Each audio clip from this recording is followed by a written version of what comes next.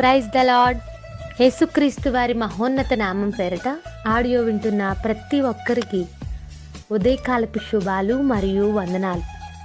అనుదిన వాగ్దానం దయచేస్తున్న దేవునికి స్తోత్రాలు. ప్రతిరోజు ఉదయాన్నే కొద్ది మాటలను పరిశుద్ధ గ్రంథం నుండి ధ్యానించడం ద్వారా, ఆలకించడం ద్వారా రోజంతటికి ఆత్మీయ బలాన్ని, దేవుని నడిపింపును మనందరం పొందుకుంటున్నాం.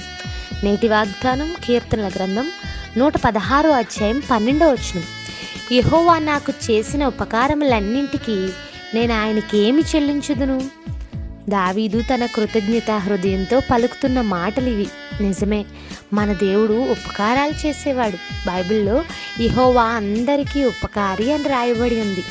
ఆయన ఉపకారం చేస్తాడు. చాలామంది తమ జీవితాల్లో కలిగే కొద్దిపాటి శ్రమలకు, కొద్దిపాటి ఇబ్బందులకు దేవుడు మాకు అపకారం చేశాడండి అని అంటూ ఉంటారు.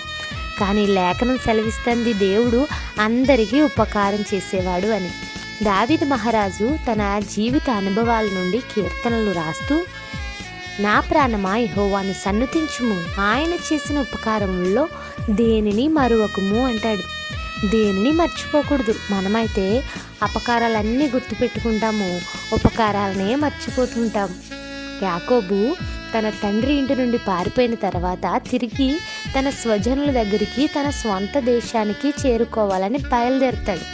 తన అన్నకు అయిన ఏశావుకు వర్తమానం పంపిస్తాడు.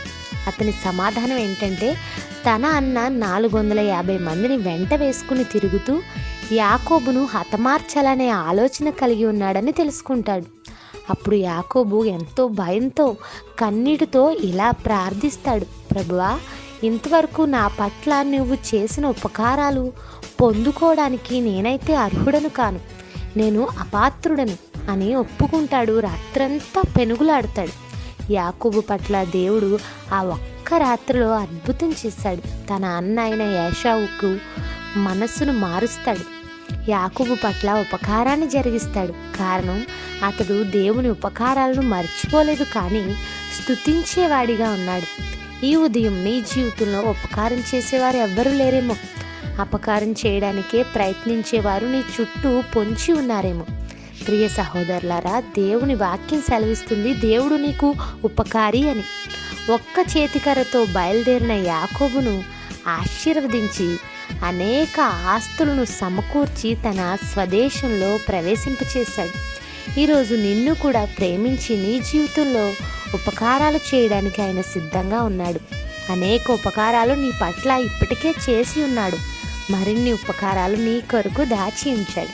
ఈరోజంతా ఈ వాగ్దానాన్ని ఆధారంగా చేసుకుని ఉపకారాలను బట్టి, ఆయన చేసిన ఉపకారములను ధ్యానిస్తూ కృతజ్ఞతాస్తులు చెల్లిద్దాం. ఉపకారాలు చేసే దేవుని వైపు చూచి అనేక ఉపకారాలను పొందుకుందాం. ప్రార్థన. ప్రేమగల మా తండ్రి, మాతో మాట్లాడిన మాటలు బట్టి స్తోత్రాలు. మా ఎడల ఇంతవరకు చేసిన ప్రతి ఉపకారమును బట్టి స్తోత్రాలు. దావీదు నా ప్రాణమా సన్నుతించమంటున్నాడు. మేము మా ప్రాణాలతో నీకు కృతజ్ఞతలు చెల్లిస్తున్నాం. ఇంతకు మించి మేము ఏమి ఇవ్వగలము, ఏమి చెల్లించగలము? మా ఎడల నీకున్న తలంపులు విస్తారమైనవి, అధికమైనవి. మా పట్ల అనేక ఉపకారాలు జరిగిస్తానని మాట్లాడినందుకు స్తోత్రాలు. ఈ వాగ్దానాన్ని ఆధారం చేసి మమ్మల్ని రోజంతా బలపరచండి. క్రీస్తు ప్రభు నామం పేరట అడుగుచున్నాను తండ్రి, amen. Have a nice day. Thank you everyone.